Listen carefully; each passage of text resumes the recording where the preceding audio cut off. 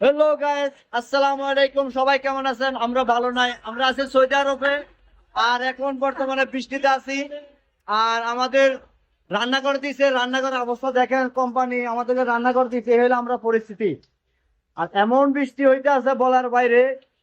Saudi আরবের বৃষ্টি দেখেন ভরপুর। এখানে আসলে থাকার সিস্টেম না, ভরপুর বৃষ্টি হইতে আছে। তো এই হইলো অবস্থা। আমাদের বাঙালি সব জায়গায় আমরা লাঞ্ছিত। আমরা সব জায়গায় লাঞ্ছিত হই বাঙালিরা। আসলে বিদেশ বলতে আমাদের কোনো দাম নাই। দেখতে পাচ্ছেন যে আমরা তো রান্না করবো, ওর রান্নার কোনো কায়দা নাই।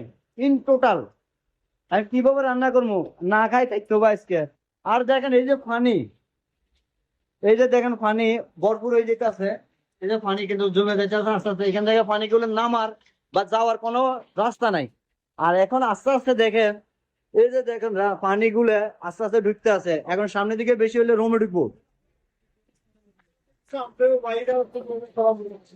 এই হলো আমাদের সমস্যা। আমরা কোম্পানির অনেকবার বললাম ভাই আমাদেরকে ঠিক করে দেওয়ার জন্য। কিভাবে পানি ঢুকতে আছে, কিভাবে পানি ঢুকতে আছে এখান থেকে দেখেন। এই হলো আমাদের জীবন কাহিনী। আর এই বৃষ্টিগুলো এমন ভাবে ঢুকতে আছে পানিগুলো, যে এই রুমটার ভিতরে ঢুকে যাবো। এখানে যে আমরা থাকবো, এখন আজকে রাইতে যদি 2 ঘন্টা বৃষ্টি হয় এখানে রুমের ভিতরে পানি ঢুকে যাবো। তো বেশি আর নাই, সর্বোচ্চ হলে 2 ইঞ্চি আছে ফাঁকা। এই 2 ইঞ্চি কিন্তু সর্বোচ্চ আধা ঘন্টার ভিতরে পুড়ে যাবো। আর এই রুমের ভিতরে যদি পানি ঢুকে তখন আমরা কি করবো, কই যাবো?